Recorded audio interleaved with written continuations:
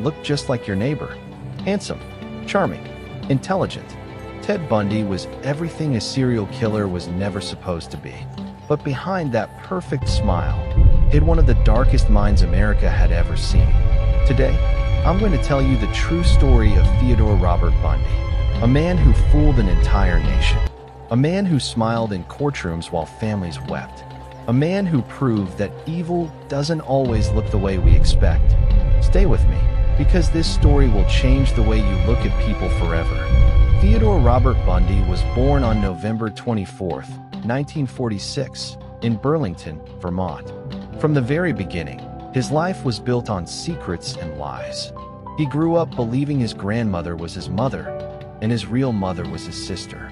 This web of deception would shape Ted Bundy's twisted relationship with the world forever. As a teenager, Bundy was described as charming, popular, and incredibly intelligent. But classmates later recalled something was always slightly off about him. A darkness behind the eyes, a coldness beneath the smile. By the early 1970s, Bundy was attending the University of Washington, studying psychology. He was even working at a suicide hotline, counseling people in their darkest moments. The irony? Chilling. But in January 1974, young women in Seattle began to disappear, one by one, silently, without a trace. Bundy had a method. He would fake injuries, using fake casts and crutches to gain sympathy. Women trusted him because he looked safe, because he looked normal. He would approach victims in broad daylight, asking for help, acting helpless, and then they were never seen again. Between 1974 and 1978, Bundy murdered at least 30 women across 7 states.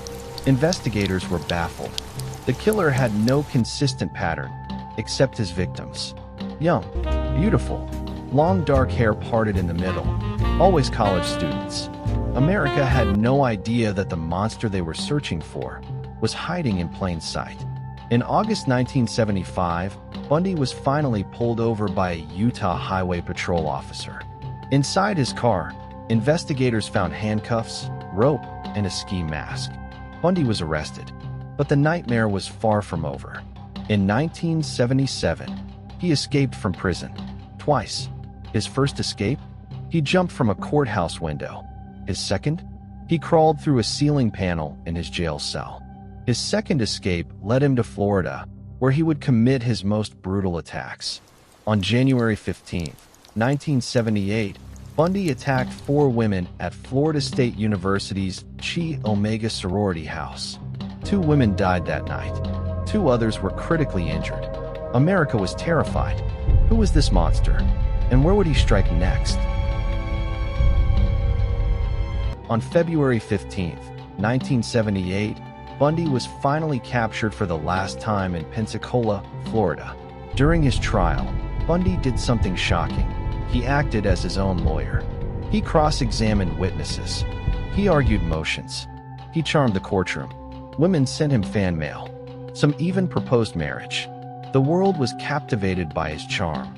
Even as the evidence against him piled up, Bundy was convicted of the Chi Omega murders and sentenced to death. But even on death row, he continued to manipulate.